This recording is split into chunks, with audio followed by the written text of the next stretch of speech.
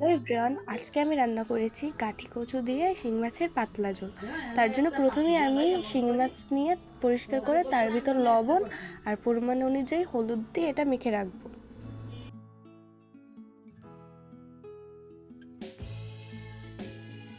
এখানে আমি গাঁটিগুলো পরিষ্কার করে কেটে রেখে দেব।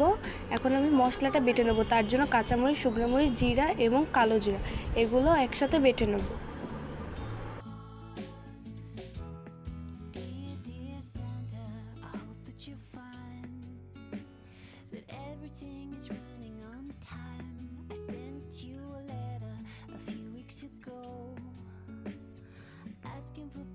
আমার মশলাটা বাটা হয়ে গেছে। এখন আমি এটা একটা প্লেটের ভিতর তুলে নেব। তুলে এখন এই প্লেটে পরিমাণ অনুযায়ী হলুদ গুঁড়ো দিতে হবে মশলাটার ভিতরে, এবং তার সাথে পরিমাণ অনুযায়ী আমি লবণ দিয়ে দেব।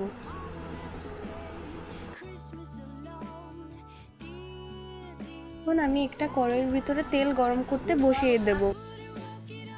তেলটা আমার গরম হয়ে গেছে। এখন আমি মাছগুলো ভাজতে দিয়ে দেব। মাছগুলো আমি ভালোভাবে ভেজে নেব।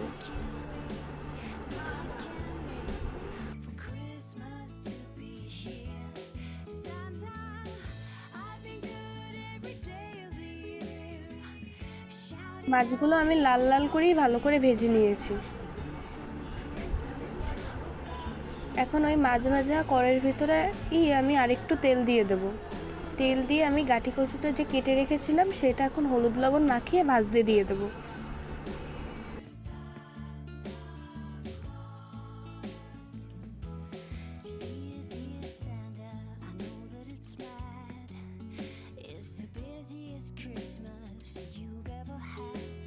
আমার গাঁটি কচুগুলো ভাজা হয়ে গেছে। এখন আমি এই গাঁটি কচুগুলো তুলে নেব।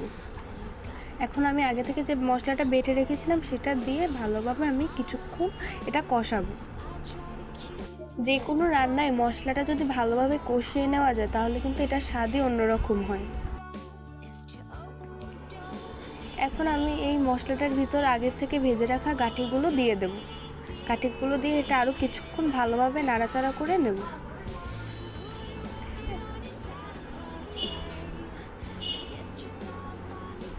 এখন আমি এখানে পরিমাণ অনুযায়ী জল অ্যাড করে দেব। জলটা দিয়ে এটা আমি কিছুক্ষণের জন্য রেখে দেব। ঝোলটা যখন ফুটে উঠবে তখন আমি একটা একটা করে মাছগুলো দিয়ে দেব।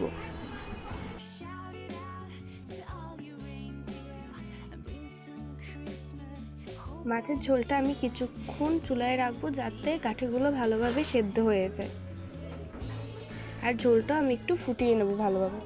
আমাদের এই মাছটা হয়ে গেছে। এখন আমি উপর থেকে একটু ধনিয়া পাতা ছড়িয়ে দেব।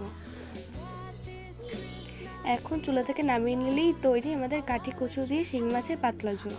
এই রেসিপিটা ভালো লাগলে অবশ্যই লাইক, কমেন্ট এবং শেয়ার করবেন।